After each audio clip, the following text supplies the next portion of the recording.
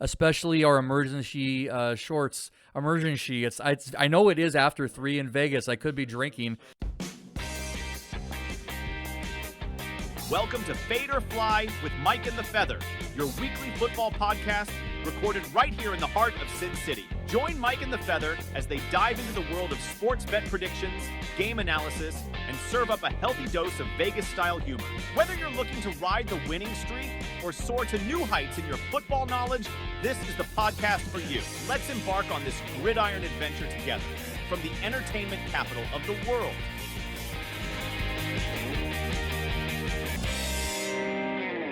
Hey everybody, welcome back to Fade or Fly with Mike and the Feather. We are entering week 5 on today's episode, and today we're going to have a little bit of fun, and we're going to review all of the happenings this weekend in the NFL and our picks and parlays from the previous week.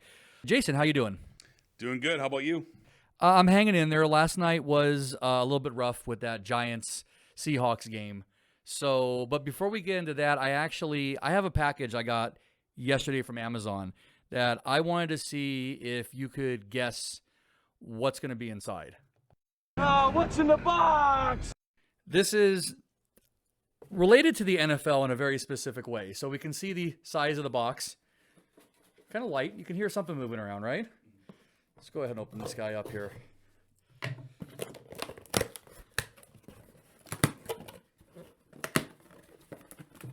All right, you ready? I know what's in here. Any guesses at all? Any guesses at all? Something electronic. It's about the... Something electronic, you're Yeah, thinking? something electronic. That's my only guess. I have no idea. It's protected. Okay. Jason? So we know it's fragile, perhaps. Tell the folks at home what is in the box. What in the... It's a single battery that I ordered, a single watch battery for a clock. But do you know what this packaging and the NFL don't have in common? What's that? This packaging was still much more efficient than Daniel Jones and Joe Burrow combined this weekend. Oh, ain't that the truth? Let's not even... Oh, Joe Burrow. $50 million doesn't buy what it used to anymore, it seems like. Between these two quarterbacks, $95 million a year, and they're averaging, under 7 points combined a game? I want to redraft to my fantasy team because I have Joe Burrow all over the place, and he is murdering my world. So we'll get more to Joe Burrow later on in this segment. But, yeah, you're Daniel Jones and the Giants. I mean, let's just say that game might have been the dumpster fire game of the week. I mean, literally terrible.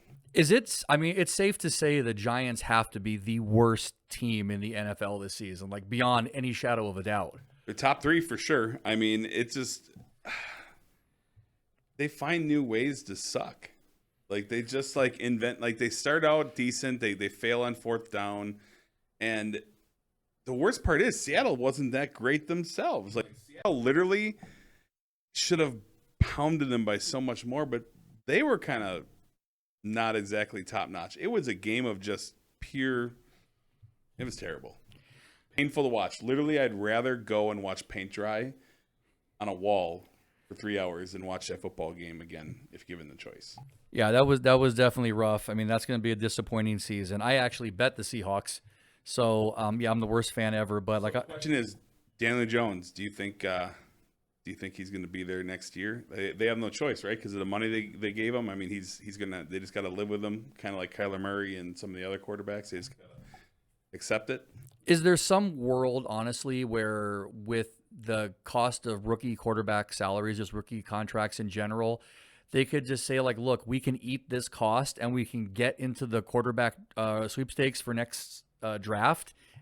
There's a lot of good quarterbacks that are coming out in this draft. So the way the Giants are heading as far as in the win-loss column, they might have that opportunity to make that decision if they want to take a rookie quarterback and maybe they could trade Daniel Jones for a bowl of clam chowder or something like that. You know, that's about all he's worth right about now. I mean, you could see Dable was just livid with him, just on the sidelines, irate with just how he wasn't getting the ball out. He got sacked over and over. There was that big, Twitter or X soundbite from that San Francisco player saying man, why did you get the ball out so fast against us? We didn't get to feast on our stats.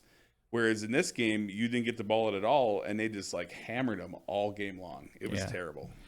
But yeah, no, so that was kind of miserable. And like you said, Joe Burrow can't seem to be find any player, any receiver, any semblance of any kind of game. That one's a huge. Daniel Jones, I can kind of understand because last season could have been very fluky and just right place, right time. But Joe Burrow has had an absolute regression to somebody who, if he was a rookie this season, he's riding the bench the rest of this season. I don't care who your backup is.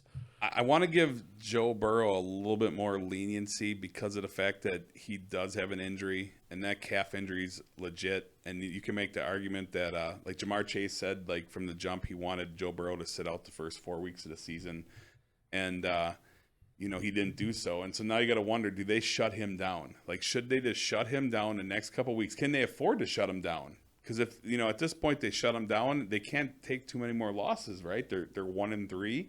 And you got to wonder, they could have probably been 1-3 if they wouldn't have played him at all in the first 4 games. And Joe Burrow comes back week 5 healthy. Now he's not mobile. They were feasting on him.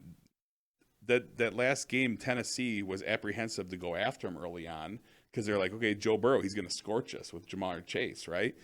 But they soon saw he was a sitting duck out there, and they decided to just piss pound him and run blitz packages, and he couldn't move, and he was a sitting duck.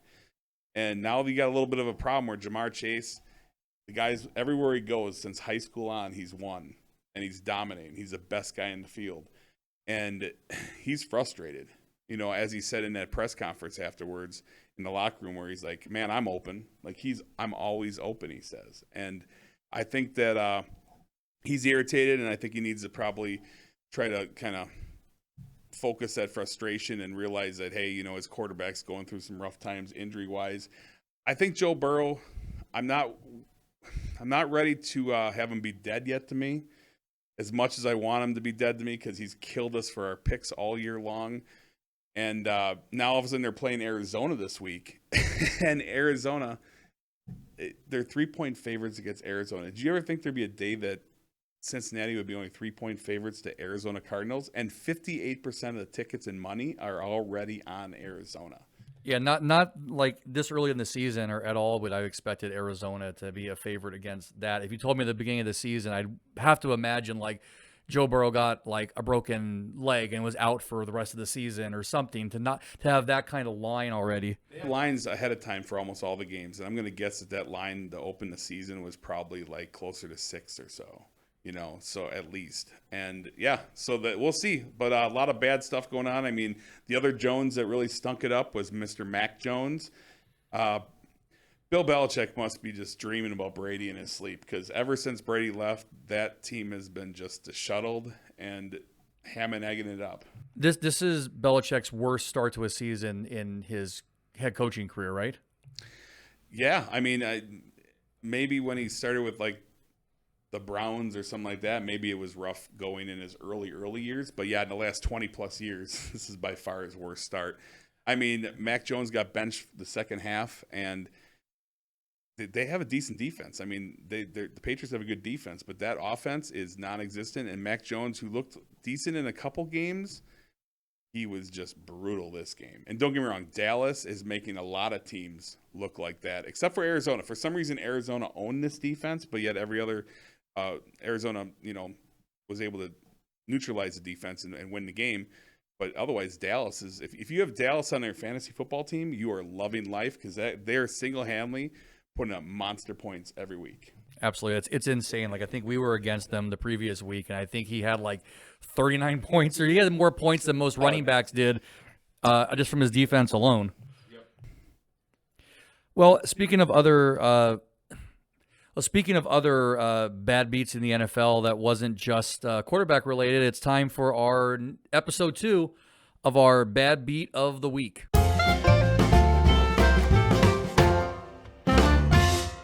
All right, Jason, this episode is entitled The Unhappy 90%. So what happened here, and who are these unfortunate souls? Well, the unfortunate souls are Kansas City Chief bettors. I mean, Patrick Mahomes looked rough in that game. I mean, he was throwing balls that he's never done before, like just easy interceptions, and just it was really a weird game altogether. They jump out 17-0 lead, and it looks like it's going to be a snooze fest. And basically, the highlight of the game was going to be Taylor Swift segments going back and forth.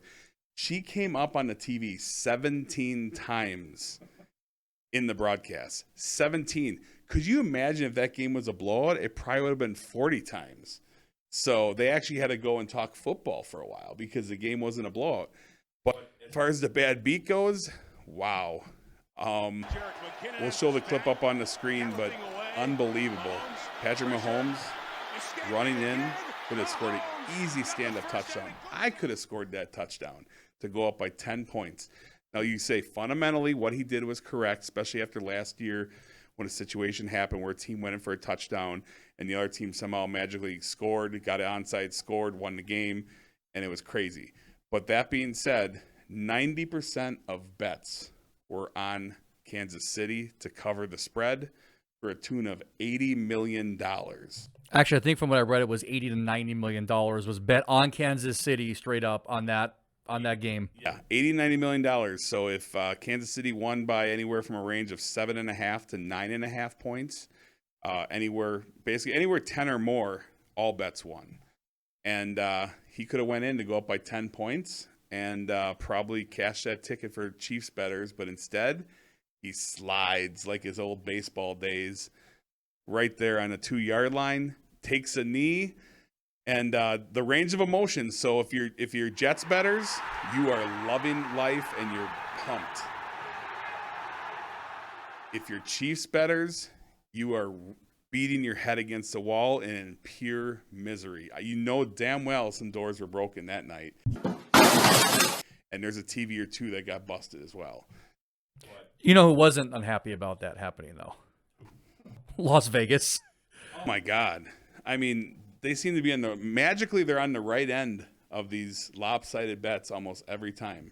Go figure, right? Andy Reid was probably, in Patrick Mahomes' helmet saying, all right, buddy, all right, I want to continue getting free cheeseburgers from Vegas, so let's take a slide here and no need to score a touchdown. I don't think he'd be going for cheeseburgers. How many times did we see those fries and nuggies commercials? Explain it again with those nuggies. Jake from State Farm. Shout out to Travis Kelce's mom. She's like she's a celebrity now. She's at the Philadelphia game with Jake from State Farm. And like that was the thing too. We saw her in the Eagles game in the morning. Did she like hop on a charter plane to get to the Chiefs night so her and Jake and Taylor could all hang out in the booth and have a good time? It's possible. I don't know, but she's like she's living her best life. That's for sure. I mean, Donna Kelce is living the dream right now. She's happier than can be. She's in the commercials too with both her kids and everything. It's insane. Oh yeah, unbelievable. So what sounds crazier, that we are 4 weeks into the NFL season, or I know this is a little bit nitty math, but we're right there. We're 25% of the way through the NFL season already. It's crazy. I mean, it's flying. I mean, hey, anything that's fun goes quick, right? That's kind of how the world works. Unfortunately, the slow-moving stuff is usually the not-so-fun stuff. So anything that's fun goes quick, because I tell my wife that all the time, and she just like doesn't believe me. That's what she said. Bad Beat episode number 3 next week maybe might be. No, just kidding. So, guys, we want to start getting a little more social on the channel with our fans. We've actually had a great response in the comments. This man really does try and reply to all of the comments, both positive and negative. We like to look and see what everybody's asking because we want this show to be about what you enjoy while you're enjoying it with us. So to that end, we want to start doing something, and we're going to be asking, the email address is down below, but it's also social@mikeandthefeather.com. If you consider yourself a super fan, you got a lot of fandom for your team, you support them through the good and the bad, send us a picture of how you celebrate your team, how you celebrate game day, tailgating. Show us how you make yourself up in blue paint that you forget isn't water solvent. So basically you're going to work that way on Monday, but you don't care because damn it, you love your team. So send us your pictures or short videos, and some of those we'll start to try and feature in a weekly segment showing the football super fans of the week. So again, that's down below, as well as you'll find our mailing address in case you want to send us anything physical in the mail. We're not asking for anything at all, but some of you have reached out and said, hey, we got something we want to send you, or maybe you can show it on the shelves in the background. So that's another way you can engage with us on the channel here. And I think going forward, any really interesting or thought-provoking comments that we see, I might feature one or two of them in a segment. Maybe a good question, we'll just save it for you to answer on the air rather than you getting into it in the comments itself. So that sounds like fun to me. So with that said, let's go ahead and put up on the screen. This past week, we had 5 straight picks, and we featured 4 teasers on the show, and then you threw in a 5th one for Thursday night, which we'll discuss. So here were the results first of the straight picks.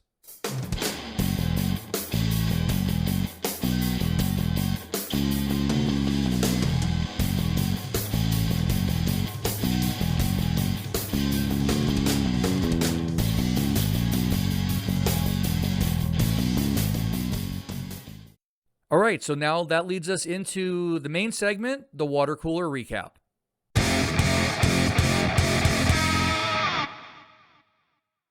First game was Falcons at Jaguars. Early game, 6:30 in the morning. Let's not do this again, except we do have to do this again this upcoming Sunday. Jaguars were considered the home team. They were favored by 3. Final score was 23-7 in favor of the Jaguars. This was your favorite pick of the week. This was your +4 units game. Yep. 4 units. The Jaguars got off the schneid, and after back-to-back failed games, we picked them last week against the Texans, and they just got taken to the woodshed. And finally, let's celebrate, baby. +4 units. The Jacksonville Jaguars stomped. They stomped Atlanta. Atlanta was, besides Bijan Robinson, that team is in trouble. He is a stud running back, but the rest of the team, not so much. And that was a great result. Happy to see Jags are back on top.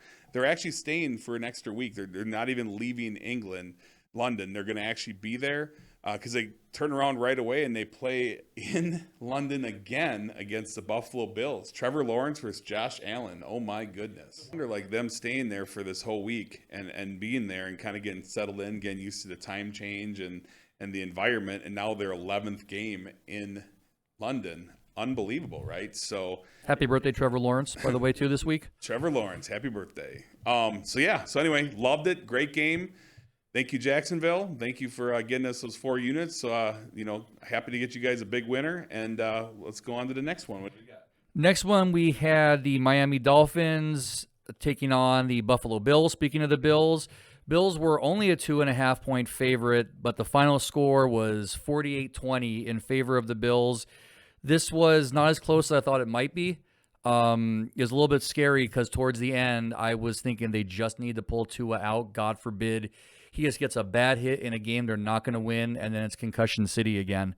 So this was a 2-unit bet on this, and that was a winner as well. Yeah, first off, our friend Anthony, I'm sorry, my man. I know your pain. I lived through it on Thursday night football, and it was rough. I mean, Tyreek Hill got shut down. Tua looked, human, and the Bills' defense is a story. I mean, they lost, Jordan Poyer during the game, and that defense was beastie, just beastie. And Stephon Diggs and Josh Allen have worked through their stuff. I mean, that connection is real, and it is solid, and they're on point. And bottom line, that game was pure Bills Nation, Bills Mafia happy, big victory. 2 more units for the good guys. And, we'll see what the Bills bring this week against Jacksonville. And we'll see what Miami brings and if they're going to bounce back. And I'm not sure what's going to happen with them. They're still a great team. I think they're a top 5 team in the NFL still. But, they got taken to the woodshed. That's for sure. Speaking of people getting chopped up in little tiny bits for the Halloween season, the next 3, we first start off with the Cincinnati Bengals at the Tennessee Titans, who are apparently now a really good team. We had the Bengals at -2.5. The final score was Titans 27, Bengals 3. This was a 2-unit play. Joe Burrow. Joe Burrow. I feel like you need to go into my graveyard of dead-to-me players on the year. But I'm going to hold off. I'm not going to overreact. This is not going to be overreaction Tuesday. It's Halloween season coming, so the zombies might rise this month. It might be his time. There is no way a team with this much talent flat out is 1-3 in this spot. It's crazy. Tennessee's offense and their offensive line is so bad that I would have thought at least the defense of the Bengals would have stepped up and maybe not made Ryan Tannehill look like a stud. And Derrick Henry, after I begged on him, he actually could run. But then again, I could have been running back that game and probably got 100 yards. Think of it this way. If somebody told you at the beginning of the season that the Giants and the Bengals would have the exact same record going into week 5, you'd actually probably be sitting here asking me, like, how are the Giants that good? That you'd be thinking, what's going on with the Giants, not the exact opposite. Yeah, you and I were just sitting there, and it was about a quarter and a half into the game, and I'm just like, I don't want to even share my thoughts, but it was very painful. It was like one of those moments where I realized that I made a really bad decision. Well, it's nice you're pulling the Bengals off of the dead to me list, which you literally just had them on until a little bit ago. So a little bit of a reprieve for Joe Burrow, I should say. I don't want to put it on Joe Burrow. At this point, maybe the organization needs to take some accountability, and maybe they need to shut him down. I understand that he's a competitor and they want to win now, but at what cost? Joe Burrow is immobile. I mean, he still has the same arm he has, but he can't move. He might as well be sitting in a wheelchair trying to throw the ball because he is immobile. And when the team knows that, it makes it very easy to go after him. And it was ugly. And this week against the Arizona Cardinals, I gotta dig into it, but I don't know. We'll see what happens. I'm not saying I'm not going to pick him again. I'm not saying I will pick him, but I'm at a loss of words right now. The Cincinnati Bengals were the last team. I mean, unless you're Mike Kidwell, who basically, the last 2 years flat out said Joe Burrow was going to go down and it was going to be the demise. It didn't happen last year, but like he said, it happened a year later. And now we're facing this Bengals team that people had Super Bowl feeling and aspirations for this team. And right now, they're looking like they're going to get a top 10 draft pick, which is crazy. So, yep, that was a rough one. We took that one on the chin. And on to the next week, next game. All right, speaking of the Pits, we had the Pittsburgh Steelers at the Houston Texans. You had the Steelers at 2.5. 2 units on this one. Final score, Texans 30, Steelers 6. We got Pickett going out with what seemed like a bone bruise, but I think they said, but he was practicing today. No, Pickens to Pickett to Pickens. Yep. Which is the order it goes. Pickett's the one that the guy who's the quarterback for the black and gold team, he had a bone bruise. He is practicing this week. I'm not sure how you feel. On Sunday. Yes, he didn't look like a quarterback, but I mean, that's a whole nother topic. I'm surprised nobody's been fired yet, to be honest, this season. Well, Mike Tomlin, I mean, that's the thing. He said that things are going to change, but he also said when people speak about Matt Canada, he kind of defends him, and he basically has this mentality like, we do not care. He doesn't really care what Steeler Nation seems to think in regards to Matt Canada, and they're moving forward with him and basically grin and bear it. And that's not exactly a popular narrative amongst the Steeler Nation and sports enthusiasts. So we ate that one for 2 units. Yeah, that was a 2-unit kick in the tail. We never had a shot. For some reason, the Houston Texans are a thorn in my side. They worked over my Jags last week.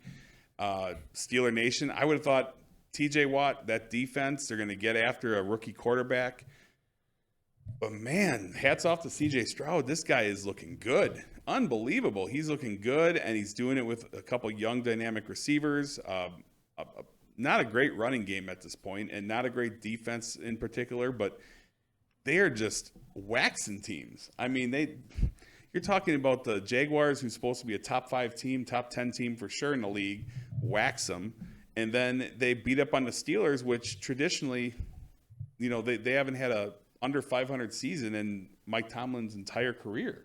So I want to give the Texans credit, but at this point, It's still early, and I think when the clock strikes midnight, there's still going to be a under 500 team. But right now, you can't really argue with their 2-2 record, and that division is a logjam. Every single team in their division is 2-2. Shout out to Kidwell and his Colts. First place, as he says, first place Indianapolis Colts, 2-2. This might be the last week we'll be saying that ever again. But as of right now, Indianapolis Colts, first place. And the last one that we had, the 5th straight pick, and we'll talk more about this in a second, how we had to make an emergency video. This was the Baltimore Ravens at the Cleveland Browns. At the time we recorded last Tuesday, expecting Deshaun Watson to be the quarterback for the Browns. They were -2.5 favorites. The final score was Ravens 28, Browns 3. It was another 2-unit play, and I was checking the lines on different sports betting apps, looking for some last-minute ways to throw money away. And suddenly I look up and I go, wait, when did the Ravens become the favorite on this game? And as we were talking about, the line moved from -1 to -1.5. We put out a short video. We tried to alert people. I mean, it was 2 hours to kickoff, but if you hadn't put a bet in yet, we were trying to deflect a little bit and say, like, let's make sure it's not a favorite play anymore because of Deshaun Watson. Not much we could do at that point, though. These coaches need to start shooting it straight with the public. I mean, it's bad enough there is no such thing as probable anymore. It's always questionable or doubtful for D. But that's just weird. The consensus was all week long he was banged up, but everyone out of Bengals camp, all the experts, Deshaun Watson's going to play. He's banged up. He's going to play. He's going to play. He's going to play. All the way up until Sunday early morning, he was going to play. And then out of nowhere, we're sitting there, and we see the line change. We're trying to enjoy our Jacksonville, really good game. It's early in the morning. I'm awake, even though I should be half asleep. And then we see this crazy line change, from 2.5 to -1 Ravens, and we're scrambling, what's going on?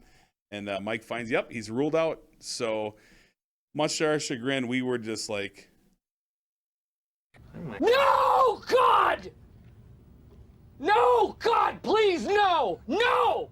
And that's the kind of thing that with sports betting is we can make the greatest analysis, or anybody can make the greatest analysis. I'm not justifying. I'm just saying this is one of the caveats. It's like you can make the best decisions in poker. But look, if somebody has a 1% chance to beat you with one card to come, that means 1 out of 100 times at least they're entitled to win it. And this was a case where wasn't much we could do except put up an emergency short. So I should plug it in there. If you're not actually subscribed, that's one of the things we will try and do is when there's such a change like that drastically affects the entire play.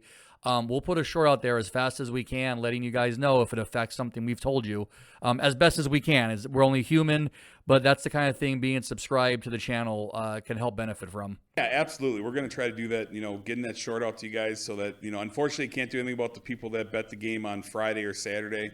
But, we can only do so much. Even Vegas wasn't too high on Baltimore because the line went to 1. Baltimore went to 2 and then went back down to 1. And that was a rookie first-time quarterback for Cleveland. So they actually still felt Cleveland had a puncher's chance at winning the game with that great defense. But no one showed up for Cleveland. It was a mess. And that quarterback, I think, just, he struggled, and it was a bad situation. So let me ask you something on there from a sports betting tactic. If you already had your bet in on that game, and then suddenly the line shifts in such a way where you do not like the bet you have anymore, is there a decent tactic you can use to kind of maybe negate the play or maybe pull out of it in some manner? Yeah, I mean, it's not ideal because, you're guaranteeing you're going to lose money a little bit at least, but you can offset it by betting the other direction, assuming that the juice is the same on both sides. You just turn around and then you bet Baltimore, and you bet Baltimore -1, and and then you take your lumps and you take your 10% juice hit and you move on. And that's the easiest way to secure the fact that you're not going to, in a bad situation like that where you just say, okay, I'll eat the 10%, call it a day, and move on. Really, that's all you can do. Otherwise, you decide to ride with it. Or some people might think, okay, it's definitely going to go. I had friends that decided, okay, I saw this change. One of my buddies, David, he actually stated that someone at the poker table that night that had some connection to the Cleveland Browns training facility, and he actually told him specifically that Deshaun Watson, this is like 1-2 in the morning or whatever, that the Browns were aware that Deshaun Watson was not going to play, and the consensus was he was not going to play that game. So someone at the table, like I said, it's poker table chat. Who knows? Poker players are never known for lying. Yeah, or they making up never stories. I seem to be pretty clear on it, and my buddy David chose that at 1:30 in the morning or whatever. I saw his ticket. He went and he bet. He bet against my pick at that point, and he took the +2. I saw the ticket +2 Baltimore, and he cashed that ticket to the bank. So, I feel like these teams play so much chess when it comes to injuries, where we do live in a world where these teams and all these sports betting is a huge part. Fantasy and sports betting is a multi-billion-dollar industry, and I feel like at some point there needs to be an allegiance to that, and they can't play these games, and they need to be straight up with people that are putting their hard-earned money on it, because it is a business and they've endorsed it. It's not like the old days where sports betting and fantasy was like a dirty little secret and it was amongst just like people that thought were degenerates or whatever. It's actually something that's very common, and it's become streamlined, and it's important that you have to be able to have the best information, just like stocks, right? No insider trading. But you need to have the best fair information to make the best choice at the time. No different than stocks. You don't have an edge, but you need to be on an equal playing footing with everybody. But that would be kind of hard to do, because I think keeping the line between somebody, being shiesty and putting out fake information to try and alter something, or keeping something to themselves and then hedging a bet on it. Just like, I feel like, I don't know if I agree 100%. Like, you're right. For the sake of the fact that this isn't like it used to be, is you couldn't even have a team. Remember when the Maloofs owned the Sacramento Kings and they had to sell their interest because to be in Vegas, I'm sorry, I take that back. You couldn't actually bet on the Sacramento Kings at the sports book at the Palms because the Maloofs had a financial interest in the team. So it used to be very separate. So I think it should be kept two separate industries, but I do think the level of gamesmanship for the teams is also it does affect other people. So there's probably a fine line, though, between where you could say, okay, keep this information secret, or no, you have to let this information out at least 24 hours before, because Joe Smith over at the Superbook, shout out to the Westgate, wants to make sure he can bet enough money to pay his mortgage this month. Yep, absolutely, I agree. So overall total for the straight picks this week, we had a total of +6 units with the Jaguars and Bills coming through. And actually, between the other three games, we had -2 units apiece for -6 units. So basically, the week as far as the straight picks was a push. But we did have a really good weekend with the original 4 teasers we put out there. And because we try and make this video a specified length of time, want to have fun on Tuesdays, but review everything so you can see the Feather's thought process. We want to go into detail on that.